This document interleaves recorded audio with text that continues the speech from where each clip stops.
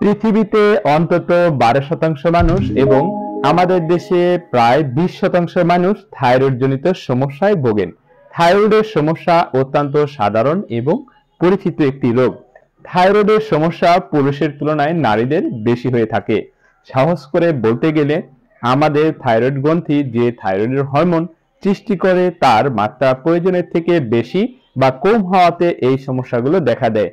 Thyroid hormone মূলত বিপাকের ক্ষেত্রে এবং শরীরের বিভিন্ন অঙ্গের গঠনের জন্য গুরুত্বপূর্ণ, কিন্তু এই হরমোনের মাত্রা শরীরে অত্যাধিক বেশি হাইপোথাইরয়েডিজম বা কম হাইপারথাইরয়েডিজম হয়ে গেলে তা শারীরিক বিভিন্ন সমস্যা সৃষ্টি করে। তো আজকের আলোচনার বিষয় আমাদের শরীরে থাইরয়েডের সমস্যা দেখা দিয়েছে কিনা তার প্রাথমিক লক্ষণ ও উপসর্গ। তাহলে আর দেরি কেন, চলুন জেনে নেই থাইরয়েড জনিত শারীরিক বা মানসিক গুরুত্বপূর্ণ লক্ষণগুলো। প্রথমে জেনে নেই হাইপোথাইরয়েডিজম বা থাইরয়েড হরমোন ঘাটতিজনিত লক্ষণ। পৃথিবীতে হরমোনের ঘাটতিজনিত রোগী বেশি, নারীরা এই রোগে বেশি আক্রান্ত হয়ে থাকেন। হরমোনের ঘাটতিজনিত লক্ষণগুলো হলো ক্লান্তি, তন্দ্রাভাব, অবসাদ, শীত সহ্য করতে না পারা, ওজন বৃদ্ধি, কোষ্ঠকাঠিন্য, অনিয়মিত মাসিক, অতিরিক্ত মাসিক, বন্ধ্যাত্ব, হৃদস্পন্দন কমে যাওয়া, চুল পড়া ও শুষ্ক ত্বক, শরীর ফোলা, রক্তে চর্বির মাত্রা বৃদ্ধি, স্মৃতিশক্তি লোপ, বিষণ্ণতা ইত্যাদি।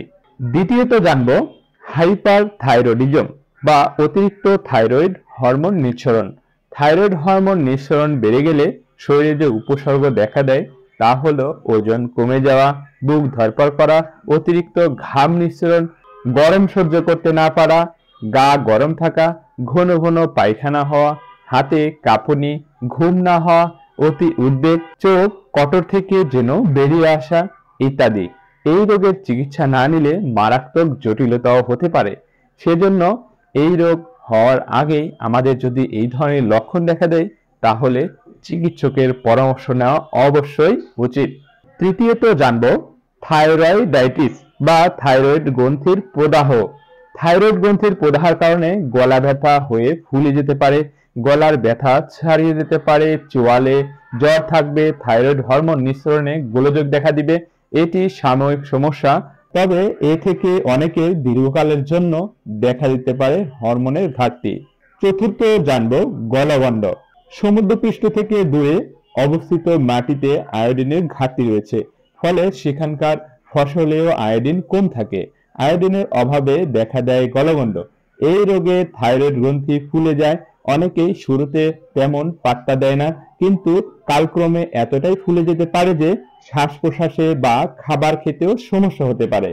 পঞ্চমতম আমরা জানবো এই রোগের সবচেয়ে কঠিন ও মারাত্মক বিষয়, আর তা হলো ক্যান্সার।